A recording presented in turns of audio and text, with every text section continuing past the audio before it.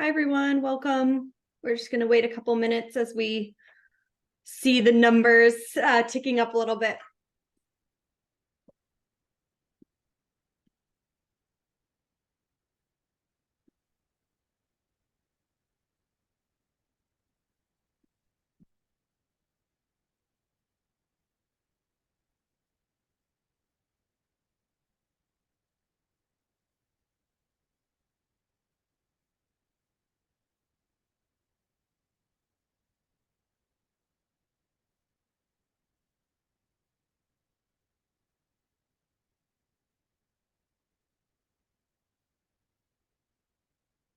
I'm going to wait one more minute and then I'll get started.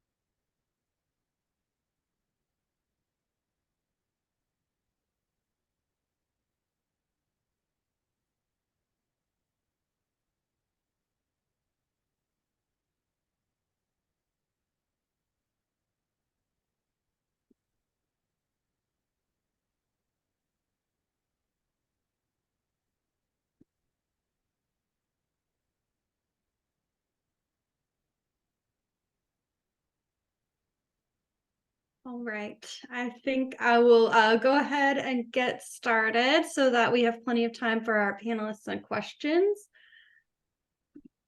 So good afternoon, everyone. Welcome back to Kirk's 2023 webinar series. We are glad you could be with us today. Today's presentation will cover edible food waste recovery, or as we've been calling it, not composting, as a reminder internally. My name is Margaret Bounds. I'm Director of Sustainability at Connecticut College and a member of the Marketing and Programs Committee of Kirk, and I'll be your moderator today.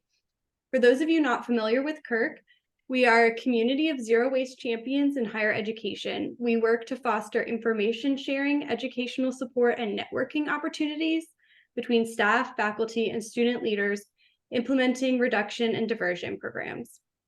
Today's session is part of our free Kirk webinar series that runs every other month. The webinar series is designed to highlight innovative campus programs and provide trends and perspectives on a broad range of operational and educational topics related to zero waste and a circular economy. Just a few housekeeping notes. If you have problems with your audio or video during the webinar, you can visit Zoom's support center by visiting support.zoom.us. To avoid background noise, we've placed everyone but our panelists on mute. But we encourage you to submit questions at any time using the Q&A section. And you can also use the chat function if you have general comments or notes to share. And copies of today's presentation slides will be available to download, and the full recording will be available in a few days on the Kirk website, kirk3r.org. So before we begin our program today, I would like to recognize our sponsor for this webinar, Free Food Alert. Their representative wasn't able to join us today, so we have a brief video to play for you. Let's see if this works. Might have to jump out and... All right. First, I want to start with a brief introduction. My name is Nemo. I'm the founder and CEO of Free Food Alert. At Free Food Alert, our objective is to decentralize the solution to food waste and hunger on campus through email alerts and mobile smartphone push notifications. We also aim to empower university administrators with data insights regarding trends in food waste and insecurity on campus. In just a few minutes, you'll be seeing a live demo and you'll have a Q&A session with some of our partners from the Johns Hopkins University, during which you'll learn more about the history of the Free Food Alert tool, and you'll see exactly how it works. So right now, I just want to focus on some of the data insights that won't be touched on during the demonstration, but that are really important and that can add a lot of value for university administrators such as yourself. So here's just a brief list of some of the examples of data insights that you can capture through Free Food Alert and that are available for your review at a university-wide perspective, but also at a campus by campus perspective. So within Free Food Alert, as an administrator, you can see the number of verified subscribers. So these are the number of individuals with a .edu email address associated with your university that have signed up for an account at freefoodalert.com and then actually verified access to that account by clicking on a link in their email. You can also see the number of approved creators or hosts. So these are subscribers that went through the in-platform training to actually become a user that can send out free food alerts. And those are users who do the in-platform training to apply to become a host of free food giveaways. And then you as the administrator will review and approve those applications. You can also see the total number of members, which is just the sum of the first two bullet points. Furthermore, you can see detailed information for subscribers that opt in to share their info. At Free Food Alert, we believe that privacy is super important. And so we actually only share de-anonymized information for subscribers that specifically opt in to share that information with their university administrators. We also capture information about food insecure members at an anonymized level. And furthermore, we allow users to opt in for targeted messaging about food insecurity. So you can imagine those are the members of your community that are most touched by food insecurity and therefore are really asking for help and additional resources beyond just Free Food Alert to help them address that. And then finally, we include information about the events or the free food giveaways hosted by your university, including all the detailed information about who sent out each alert, when they sent them out, how long the giveaway was for, what was the menu involved, what was the location, like which campus and which building, as well as more detailed information like the dietary restrictions or allergens that may have been present for that giveaway. And furthermore, we have much, much more coming soon. And so one of the biggest advantages of working with Free Food Alert and of signing up to be a part of the Free Food Alert Alliance is that you are investing in a professional tool that will help you remediate food waste and address hunger on your campus. And it's a tool that we will continue to innovate and grow and improve in the coming years. So final slide before you jump into the demo with our partners at Johns Hopkins. I just wanted to let everyone know that we are providing free trials for the first 3 months for universities that sign up by the 1st of October of this year. In order to sign up for a free trial, all you have to do is fill out our waitlist form on our website, and we'll reach out to you to schedule a time for a tailored demo and Q&A session for all the relevant stakeholders at your university. So please don't hesitate to fill out that waitlist form right after today's call and presentation. Optionally, you can also do some of these other things if you're not yet convinced that you really want to sign up for the waitlist. So you can sign up for a free account. You can do that in-platform training I mentioned earlier. You can also review our FAQs and check out our terms and conditions. So please don't hesitate to fill out the waitlist form, and I hope you enjoy the rest of today's presentation. Thank you so much. Bye. All right. Let me see how I can get back to my slides. Hello, CURC. Oh, and thank you it's for starting inviting again. Free Food Alert. Okay. Always some technology, like some new technology challenge, right? All right. So moving on to our webinar panel and just a little bit of introduction to our topic. Edible food recovery is one of the trickiest things that I've tried to figure out, and I think a lot of us have been thinking about, but it can also be really impactful for our communities. Obviously, there are logistical hurdles to safely collecting and reserving edible food, and we often are getting these liability questions from the administration that might end up seeming like impossible roadblocks. But today we'll hear from 2 universities about the different ways they've addressed these challenges and started programs to make sure that edible food isn't going to the landfill or compost bin. So I'm going to go ahead and introduce all of our panelists now so we can hopefully save some more information, more time for questions as we move through. So from Johns Hopkins, we have Leanna Hauser. Leanna is the Waste Reduction and Recycling Manager who works to engage all members of the Johns Hopkins community in reducing the generation of waste and encouraging the responsible reuse and recycling of materials. Leanna, is this not your right bio? Is this still your right bio? I think so. Okay, good. I was just having a moment of like, she earned a BA in public policy from St. Mary's College of Maryland. Leanna began her career at Hopkins in 2003 and received her master's in environmental science and policy from JHU Advanced Academic Programs. She is also currently our fearless leader at Kirk, currently serving as board chair. And joining us from the University of Central Oklahoma, we have Mark Walford and Dr. Susan Woods. Mark is Assistant Director of the Center for Excellence in Transformative Teaching and Learning, a faculty development center at the University of Central Oklahoma, while serving on leadership teams for campus sustainability efforts. He is past president of a local nonprofit, the Oklahoma Compost and Sustainability Association, and is working on his doctoral degree in learning sciences at the University of Oklahoma. Dr. Woods is an assistant professor of human environmental sciences at the University of Central Oklahoma and is an advisor for the campus's chapter of the Food Recovery Network. She has been a dietitian for over 30 years, working in the areas of clinical, food service, and community dietetics. So now I will stop sharing and turn it over to Leanna for our first presentation. Thank you, Margaret. I am so excited to be presenting, especially as chair, to kind of contribute my own program. The video from Nemo might have seemed a little bit vague, because my role in this presentation is to sort of give you the background and the meats and the tofu, I guess we say now, of the program. And I'm going to give you a little history and show you, kind of walk you through a little bit of a demo, so you'll better understand it. So hopefully you can follow up with her after this and learn more. So I'm really excited to share one of Johns Hopkins University's edible food recovery solutions. Let me just make sure my screen is sharing. Is that good? I don't know why. Oh, there we go. And present. Oh, sorry. There we go. Okay.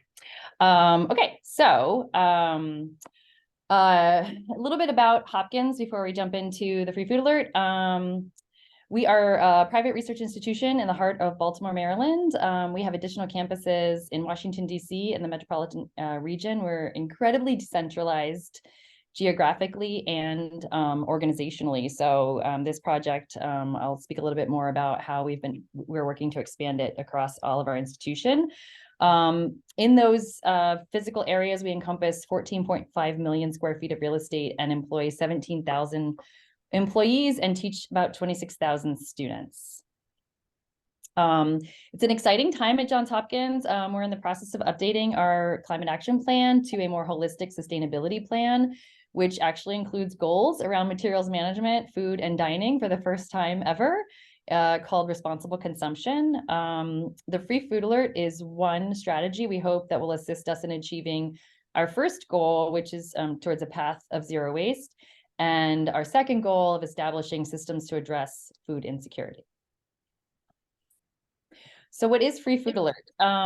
It is an innovative platform to reduce food waste from campus events and feed hungry Hopkins community members. It is JHU's first and only official platform for JHU event hosts to post free food giveaways when there's excess food after their events, and feed the Hopkins community members, and members of the Hopkins community will receive email and mobile alerts for free food.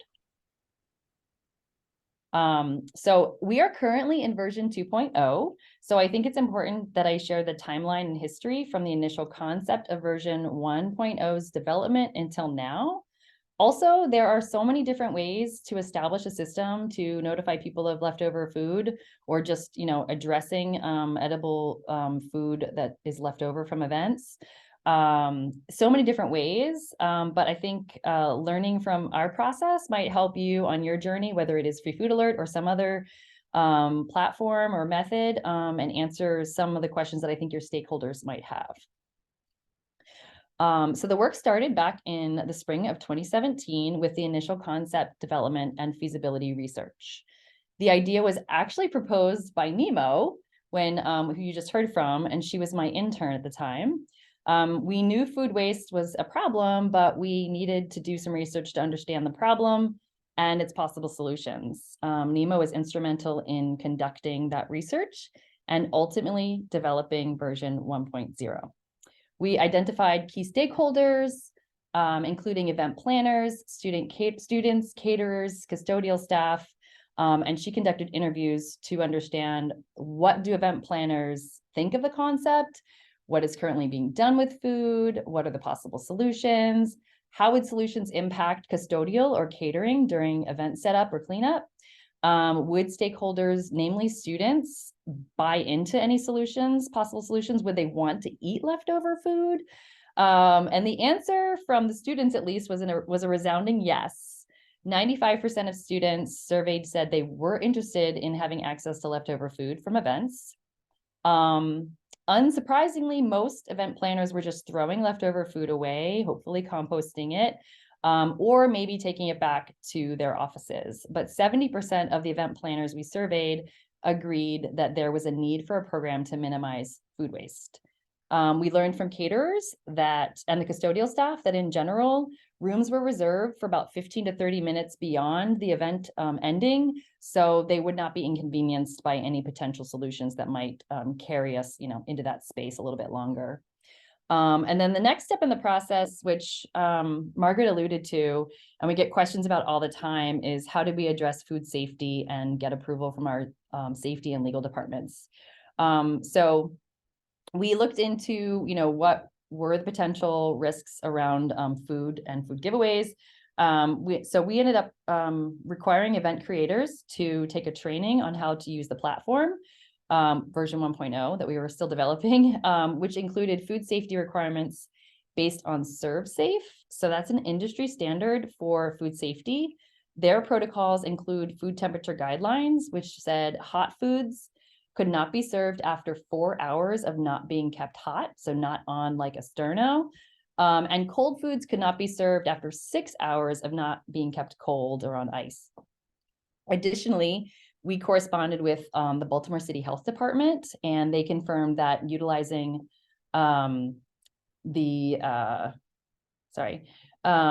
ServSafe's protocols was acceptable, and that because the food actually doesn't leave our campus, it's not actually considered a donation, which at the time, the Good Samaritan Act covered donations to nonprofits, but not directly to individuals.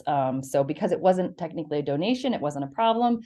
But since then, the Good Samaritan Act has broadened their protections to include direct donations to people. So even if it is considered a donation, it is covered under that law. So after getting those approvals, we conducted a low-tech pilot that spring at an event for unaccepted students that hosts a lot of events with food over 2 days.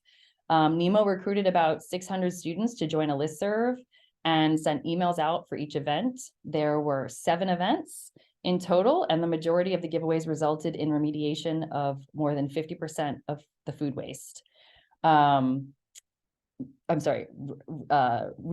of 50% of the food. So that was about half of the food was wasted, and half of it was consumed. We then surveyed students who participated in the free food alert events. And again, the responses were overwhelmingly positive, only that they would prefer text alerts as opposed to just email alerts. So then Nemo graduated that spring and suggested that she and 2 other students from that they form an LLC and develop the program as an entrepreneurial venture with Hawkins as their first client. And so we agreed. And the Free Food Alert LLC was created. So over the summer, they developed version 1.0, and we launched it in the fall of 2017, recruiting students to sign up at orientation events and through social media, and engaging events and scheduling, office to promote the program to all of our event planners to send out the alerts.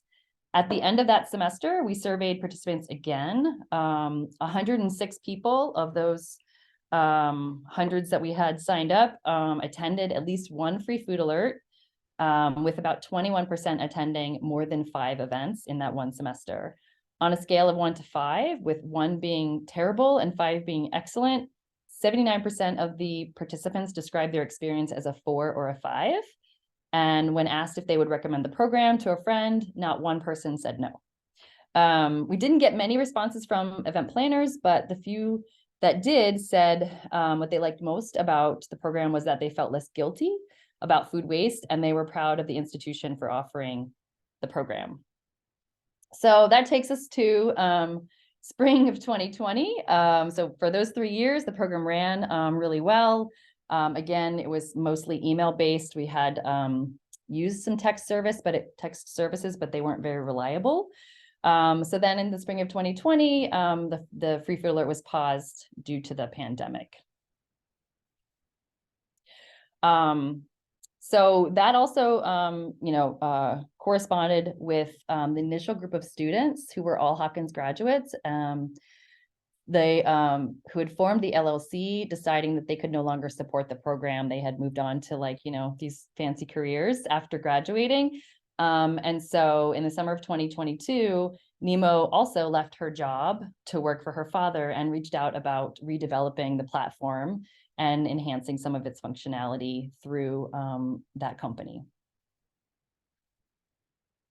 So for the next 10 months, we met almost weekly to develop version 2.0 with a few key improvements. The functionality to create separate campuses to send and receive alerts so that we could make the program available to our other Hopkins campuses, which I mentioned was important since Hopkins is really geographically decentralized.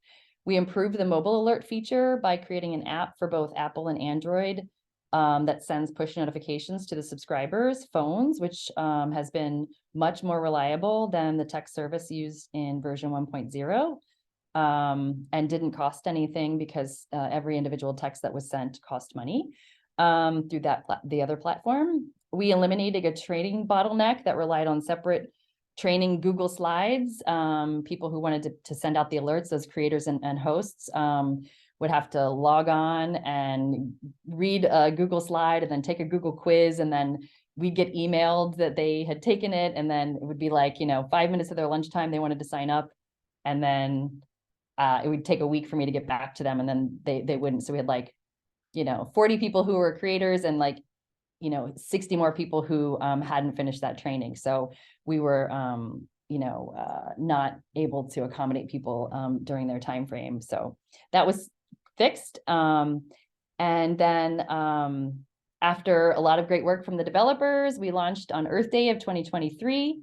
And at the end of that spring semester, we had 765 subscribers, 21 event creators, and 7 events. So that brings us to now, the fall of 2023, and we are actively adding our schools of public health, medicine, and nursing on our East Baltimore campus and our Peabody Institute, which is just a few miles from our Homewood campus. So I've talked a lot about the background, but you haven't actually seen anything involved in the actual free food alert. So this is the landing page, if you haven't already gotten to it from the link that was put in the chat. And so I'm going to show you, I'm going to kind of walk you through the website and how it works. And actually, we just had an alert go out today. There are about 100 vegetarian and vegan sandwiches and scones and other things that were at an event today that hopefully lots of food was eaten by hungry people. So this is the page. You can see I'm logged in. And if I wanted to send out an alert with for those 100 sandwiches, all I would do is go to my account, and you see there's this free food. That first will take you to whether or not there are any events happening, which there aren't any right now. That one, the one that was at earlier today, is over. But if I want to host a giveaway, I just click there. We're just going to call this Pizza at Wyman. And then the campus is Homewood, which right now is our only campus. Once we add the buildings for the other campuses that I mentioned, they'll show up as options. If I want to be able to give alerts to those campuses, if I don't work on any of those campuses, in my profile, I can change it so that I only have access to the Homewood campus. And I only receive alerts from the Homewood campus. But we have students that live near one campus, but go to school at another. So they might want to sign up to receive alerts from multiple campuses. So here I would just select Wyman Quad, one of our outdoor locations, and I would say near Shaffer. And then I would say I'm going to give people about 25 minutes because it's outside. So nobody's really coming to do cleanup or anything. You can make, the event as long as you're there to wait around for the people to show up. But I will tell you that most of the events that I've seen, food is gone within about 5 minutes. It's a relatively small campus. And then I would just say, veggie pizza, salad, fruit. And then you can select, there are vegetarian options, and the possible allergens are wheat. And then I would select this is accurate, and I agree to the terms. And I'm not going to hit send alert because that would send out a false alert to everybody. But just so you can see, this is how the program runs. And then a little bit of the background. If you're an administrator, you can look at it from this side and see.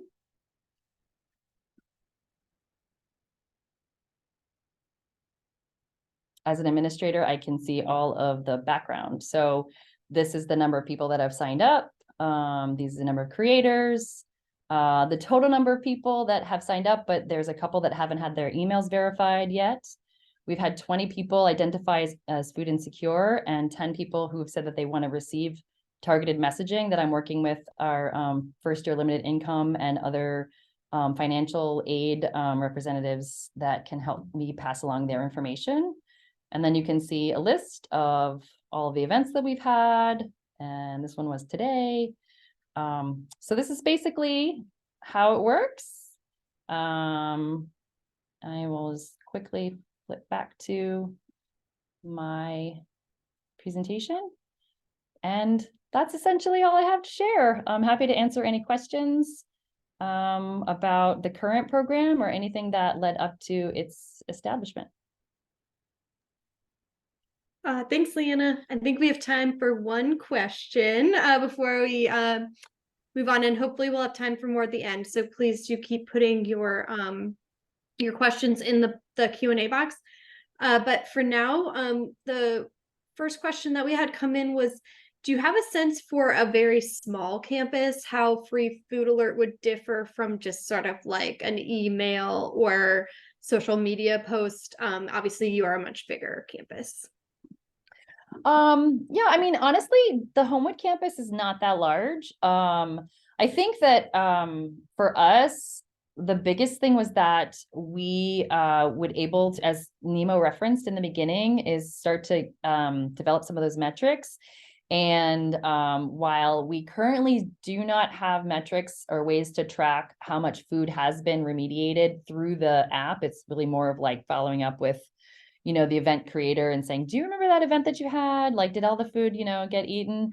But eventually the platform will develop some mechanisms, maybe through AI, so that you could take a picture of all the food before the event and then take a picture after the event. And then the AI would tell you like, what percentage or some estimate of food that was remediated. So those you wouldn't be able to do with a text message.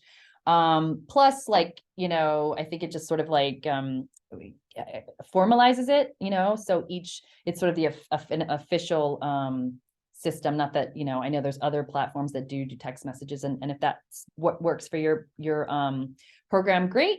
But again, we wanted something that was a little bit more tailored to our needs and had the ability to scale up. Great. Well, thank you so much, Leanna.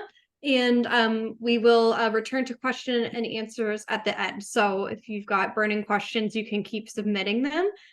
For now, we're going to move over to Mark and Susan, and I will turn the floor over to you.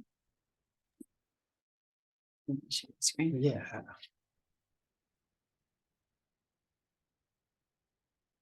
Well, thanks so much for inviting us to share about our new program that we just started in fall of 2022. So we've only had 1 year, but we learned a lot during that year.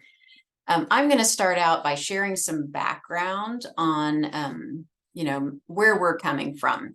And so, first of all, I think it's important to note Oklahoma is a pretty food insecure state. We're the 5th hungriest state in the United States. Over 14% of our households are considered food insecure. 33% lack adequate access to nutritious food, and then over half of our students in high school, elementary, and middle school are eligible for the free and reduced price lunch program. Now, as far as UCO goes, we are the oldest higher ed institution in the state of Oklahoma. We were founded in 1890. And as of last year, we have over 11,000 students. Most of them, or 75%, are the more typical age range of 17 to 25. And I think it's just interesting to note, 2/3 of them are female. About 10% of our students live on campus. And so we're still considered fairly much of a commuter type of school. And we have about 2,000 faculty on campus right now. To talk about some of the programs we've had in the past, back in 2012, so over 10 years ago, our central pantry started. And what I found interesting when I did the research on this was that it was started because the pantries in the area were saying that a high number of UCO, University of Central Oklahoma students were going to their pantries for food. And so they actually started something here on campus at that time, and it's partnered with the Regional Food Bank of Oklahoma. In 2021 was the most recent information we had. We served 3,000 students and over 15,000 pounds of donated food. And then just last year, we opened a second location here on campus that people can access the central pantry. The club that I'm the advisor for is the Food Recovery Network, and we started over 5 years ago with a organization here on campus. It was mainly students who were interested, and it's evolved now into those students are the ones who are participating in our Bronco Bites collection program. And some of the packaging was purchased by Campus Sustainability back at the very beginning. So I'll move over to our need. This is general need, so I don't think I need to cover it. I think you might all be aware of it, but part of it was not just to recover food that was edible for us, but the bigger picture of sustainability of landfill diversion of food and food waste, both edible or to compost. So there's the general info that we tell students and faculty and staff about. Some of the limits particular to our campus were that there were some limitations on the hours for central pantry. So for students who were food insecure, to be able to access food, that could vary or be based on student employees or volunteers that were helping run the pantry. And much of the food was, canned, non-perishable food items that required preparation, so not quite as convenient or handy for students who might need a quick meal or some food right then. And also our Office of Sustainability was closed by the administration in 2021, so that dried up some of the other available funds for packaging or marketing to help Central Pantry get some of their supplies and business of students coming to use them. So this is a lot on this slide. I know I'm not following good presentation protocol with so much text, but ignore half of it or something for a minute. All the things we were thinking about as this cross-campus collaborative group kind of started talking and hearing that each other were talking about how much food waste on campus was bothering us, and seeing that there were programs out at other universities that were doing something about it. We started getting the bug to try to figure out what we could do at UCO, given the closure of that Office of Sustainability and the food we saw being wasted, and the need that we saw at the central pantry. So funding was a big one for supplies like packaging, scales to weigh our food, how to transport the food from the places instead of sending students there. If we needed to have a central place to bring food to, equipment like a refrigerator to keep the food for a bit longer, digital displays for advertising, live feed camera so people could see what food was available in the spot that we were looking for, placing the food, marketing, advertising, and again, we're thinking the edible, but also after that, when it's no longer edible or other food waste, how we could compost. Where were we going to get the food? What team members needed to be involved? Again, it was under funding, but the packaging and transport of that, how would we actually physically get the food around and find schedules and volunteers for those people? And then what to do with any food waste that wasn't edible, that we couldn't recover. So those were the main categories that we were all thinking of as we started meeting together and texting and emailing back and forth to figure out what we were able to do on our campus. So what we came up with was Bronco Bites. Bronco is our mascot, spelled one of the alternate ways that you may not know. Bronco can be spelled with an H. It's there on purpose. It's not a misspelling. That's our mascot. We are the Broncos. So Bronco Bites, referring to food for our Broncos. So we ended up having kind of 5 volunteer leads. These are food safety trained individuals. Susan already had that from her work in dietetics and nutrition. The rest of us did some food safety training to understand and know what our campus food vendor would be comfortable with packaging and donating foods. So each of us had one day that we were in charge of, with volunteers packing the food and transporting it. And we ran all this through our Office of Community Engagement, formerly called Volunteer and Service Learning Center, if you have something like that on your campuses. So they're already in the business of finding service opportunities for students. So this was another service opportunity. They're also the ones who run the central pantry. So we were able to collaborate and run Bronco Bites kind of there alongside central pantry as a slightly different option for food recovery or for food insecure individuals. Where to get food, we decided to start at least this last year with our campus food vendor at our main student cafeteria on campus. So Compass USA, Chartwell's Higher Ed is our food vendor on campus. So we approached them to see if they would be willing to donate some of their off the line food that was prepared. And already Susan had mentioned with Food Recovery Network, that student group, that they, and through her program, run Central Station, a student-run restaurant cafe on campus on Tuesdays, Thursdays. So they're already donating some food to Central Pantry. So it made sense to also continue using some of their donations towards Bronco Bites, this more readily available food recovery program. So one of the first things we wanted to seek, because we knew we need funding, was money. So we went for a state grant that was a fairly low bar to apply to compared to federal grants or some of the bigger ones. So they have a food waste, our Department of Environmental Quality for the state of Oklahoma has an annual kind of food waste and landfill diversion, organics diversion program that they open up every year. So we were able to get $32,000 from them this last year to help fund some of this initial startup to buy compostable packaging. So it would be easier to compost of any material that we weren't able to give away, and students, faculty, and staff who take food could compost their containers afterwards. So we weren't producing more landfill waste than if we just sent the food there. Also a refrigerator to store the food in, commercial composter unit so that we could start composting here on campus instead of pay an outside vendor. Promo items like wheat straw grass, plastic, so it's biodegradable plastic, silverware, plasticware, stickers, shirt, just some things to promote the program with our faculty, staff, and students. A live feed camera, which I'll show you in a minute, so that students, faculty, and staff can log in when they get the alerts to look and see if there's food in the fridge before they make the trek over to our student center to grab some. We were also lucky enough we wanted to partner with, not just for funding, but for visibility of the program with our student government.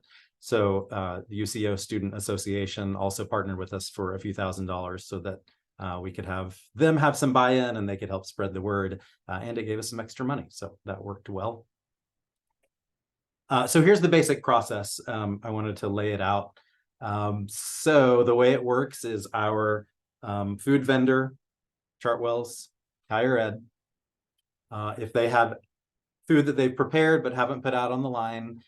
They freeze it overnight so that they're sure it's food safe. That was their decision to make sure temperatures were okay. So it hasn't been out hot or cold too long. They put it in the deep freezer so that the next day, the lead person that I told you about, one of us, and the volunteers show up at 2 p.m. after lunch. Rush finishes and glove up and hairnet up and wash up and go back to the back to pull that food out of the freezer and pack it into these compostable packages. We label those packages with allergens, the expiration date, which they were most comfortable with 3 days from being packaged. So that's what we do since they're donating the food. And then we transport that food back to the student center. We had decided, and dining had decided, that they didn't want the food so accessible right where food was being sold. They didn't want their business being taken away by all the leftover food. So there's a little bit of separation between campus dining and the student center. That means we need to transport it. So we transport it over to the fridge, the Bronco Bites refrigerator, and then we send out an alert. The alert we're doing right now more like a listserv, not through an app. So students sign up through an online form to be notified, and faculty and staff, when there's food available. So once it's in there, the alert goes out to say there is food. It also lists the items that are available and the allergens that are in them, and gives a link to the live feed so that they can log in to look at that live feed camera and see what's in the refrigerator before they make the trek. This year, we're adding the text alerts also, and we'll see how that works. Hopefully it's not as glitchy as yours was, Leanna, but we'll see as we try it out this semester. So then the campus community who signed up for alerts can check the live feed. They come over to the refrigerator, swipe their ID just for tracking purposes to know if it's getting used and how much it's getting used by how many people. And we ask them to take 1 or 2 containers out of that refrigerator. Each volunteer and lead, when they go drop off new food, they are also checking to see if there are expired containers in the refrigerator. If so, just down the hall, out by the delivery docks behind our student center, is our compost bin, and we contracted with a vendor in the area who does weekly compost pickups and composts that waste. And like I said, we also put in for a unit on campus to help with any waste, but at the time it was the vendor who was then picking up that bin that had the items in it. So maybe these pictures make it even more real. There's our director of community engagement with a student volunteer, gloving up and hair netted and packing some of that food in the compostable containers, clamshells. There's Dr. Woods and those same 2 folks loading it in the Bronco Bites fridge here by the touchscreen and the card swiper where students swipe, and faculty and staff to say they've used it. Here's what the live feed camera looks like during the semester when the refrigerator is full with items.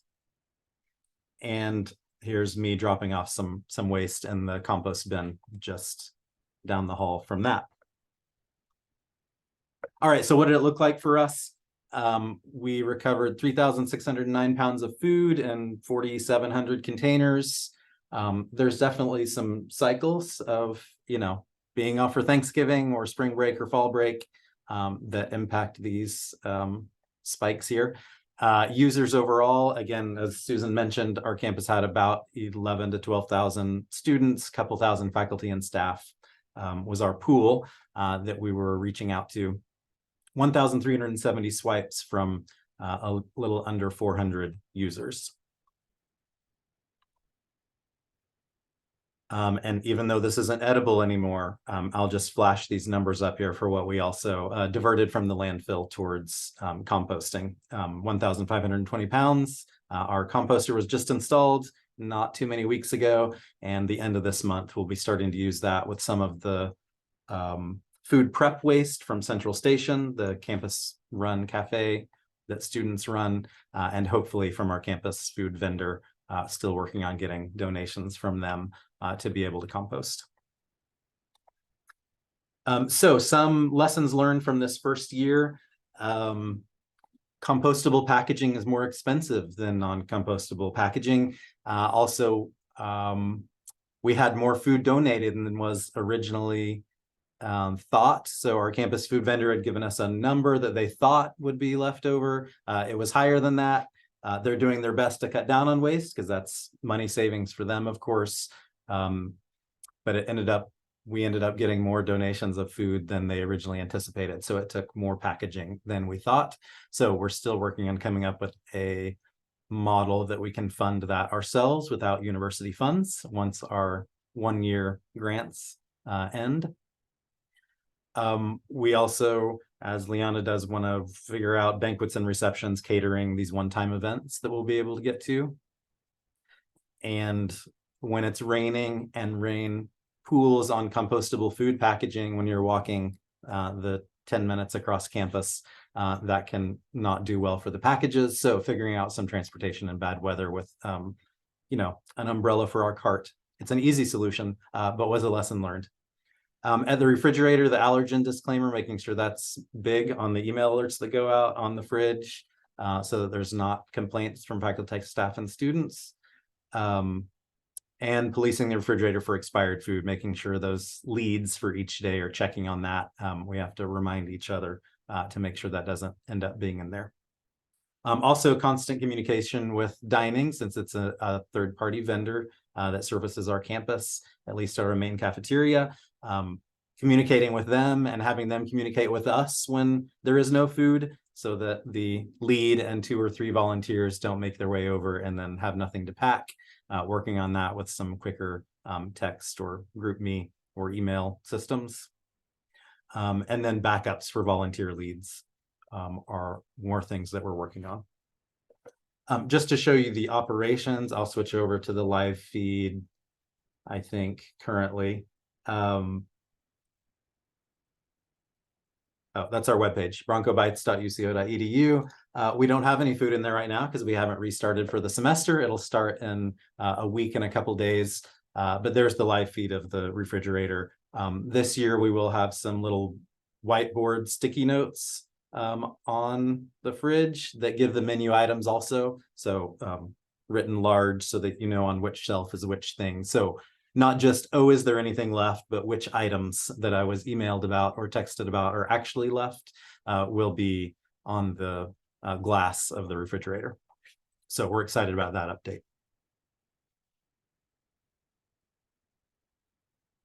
All right, back to PowerPoint. Oh, and that was it. I lied. So that's it on ours. We'll leave time for questions since I see a bunch popping up, and I know Leanna had some more also. Thank you all. Great, thank you. Thank you so much. That was really interesting. So I will just say, you can keep putting your questions in the Q&A box.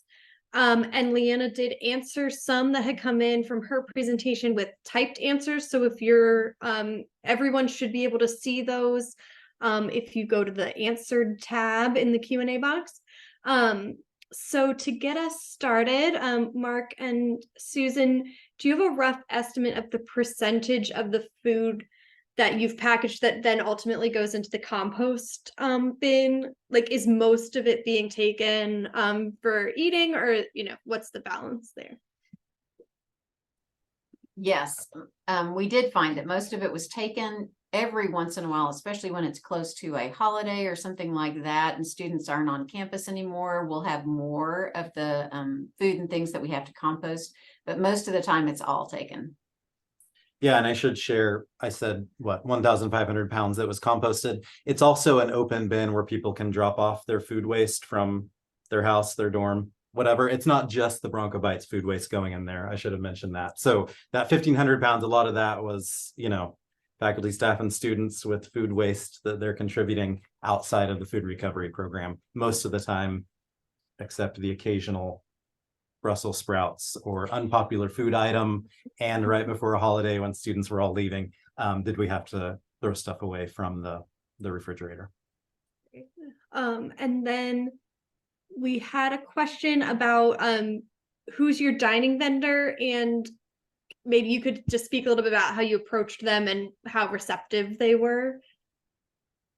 Yeah, it took some work. This is being recorded. It took some work, like it does in any collaborative effort. One of Compass USA is the parent company. Chartwell's Higher Ed is the higher ed branch that services higher ed. So that's our food vendor. One of their pillars is sustainability. So we were able to, I went and found their language on their website and drew from that when we approached the head of dining with that vendor. We also worked with their marketing folks because we thought it could be a nice way for them to show that they're meeting their sustainability, helping meet their sustainability pillar. And then a lot of it, I think, was letting them make choices on where do you want us back in your kitchen so we're not in your way? What makes you most comfortable given these Good Samaritan laws with what food you can donate to us and what temperature it's been at and for what time? How do you want us to label? Halfway through, they wanted us to label AK for Air's Kitchen on the boxes versus the food that was donated from Central Station, the student-run cafe, or an occasional event, because they wanted to be able to know if there were complaints, if it was against their food or somebody else's. So we left them some autonomy in decision making and told them thanks a lot, and in press releases mentioned their names so that we could build it, and worked with their marketing folks so they could use it as marketing to get more business and use of their facilities. Also, it definitely took some back and forth. Yeah. Anything else you want to say? No, How it that's was good. successful? Yeah. That was diplomatic. Thanks for that. For Leanna, there's a question about whether you all do anything with the food insecure information, either at Johns Hopkins or Free Food Alert, and that students like just confirming that students self-identify. There's no checking of financial aid status or anything. Yeah, no, and as you saw in the back end, there were more students that identified, or I should say subscribers, because they could be staff students, not limited, that more people self-identified as food insecure than signed up to provide their information and receive messaging. So, it's bare minimum, the messaging, people who have identified, we will use that to funnel messages coming from our various partners that are more actively working on solutions for people who are experiencing food insecurity. Otherwise, the just total number will just be statistics that we can share. Then more than likely, I will give to those partners who are advocating and working more closely with leadership that could, increase programs, maybe add a Bronco Bites, a Hot Bites, we'd call it a Hot Bites. I already got the name. Share with them in terms of making the case for other programs that need to continue to support your program. And funny enough, Free Food Alert grew out of our failed attempt at a fridge that was going to be similar. So now I can go back, it'll be full circle. But yeah, so to ramp up the efforts, because a fridge, something that's relatively stable and always there alongside of our food pantry, will be much more valuable to students and anyone experiencing it. It's more consistent and reliable than just a one-time event. Great, thanks. For Mark and Susan, what's the shelf life of the food? It's technically 7 days, but the food vendor didn't feel comfortable with that. And so we actually just from the day we pick it up, it's a 3-day window. And that's partly because they freeze it overnight. So it was cooked the day before, and it could have been Friday food that was frozen, and we're packing it on Monday. And so just to be safest with weekends and that overnight freezing, 3 days after we pack it. Great. I think we have time for a couple more. So one question was, again, for Mark and Susan, do you feel that you can maintain this sort of high level of volunteer input versus something more like the Free Food Alert, where it's sort of minimal staff involvement, I guess? Yeah, because we have an Office of Community Engagement they've been able to see over the years the needs for volunteers. Fraternities, sororities, other student groups have service requirements. So instead of driving 35 minutes to Regional Food Bank to volunteer, those students can get their volunteer hours here. We actually see when students hear about it and realize that a little bit of an uptick. We don't want to take volunteers from other programs in our community. We like our students going out in the community, but it's a nice alternative for especially underserved students who don't have transportation or can't get to those places. So the volunteers, yes. The packaging, That's something we're definitely working on this next year. We've gotten another grant from the Department of Environmental Quality here in Oklahoma for one more year, but yes, it's on our mind. We've got to be figuring out how are we going to be making some money so that we can buy this packaging. And so, we've had a few ideas like maybe selling our composting, and Mark had a good idea that's flown out of my mind right now. But anyway, yes, that's something that's definitely a concern for us. Yeah, that sustainability is always a challenge over time. And then just as a final question, this is to everyone. What are your future plans, and how might you expand your programs? I mean, I'll just say, we're going to create a Bronco Bites. Yeah, that's what we're going to do. No, I mean, we're, just because we're ramping back up. I mean, we had at a point, we had 2,000 subscribers for the original version 1.0. So we're just looking to expand the campuses and expand the event creators and the subscribers. But ultimately, this is the end of the pipe kind of solution. This is, we want to go back and work with our event planners, our caterers to minimize how much food they're producing for those events so that there's less food waste at the events. And then again, move up that from a food insecurity perspective, how can we help, really address the real problem of food insecurity as opposed to, band-aiding solutions of, providing food here and there. yeah, and similarly, I think we'll feed off each other. We would love to have our catering that happens a lot of times in our university center or other places where there are one-time events going on, like Leanna does, to be able to gather the food from there. Because it's, especially if it's not our food vendor, if it's, they're calling in, I don't want to name a chain, Qdoba or Panera Bread or something to cater their event because it's not in our student center. We don't have those same restrictions that maybe our food campus dining vendor might have. So we'd love to figure out a way to recover that food. We know it's getting wasted. Great. Well, thank you all so much. This was really, really interesting. But edible food is something I've been struggling with, so I really appreciated hearing all about your programs.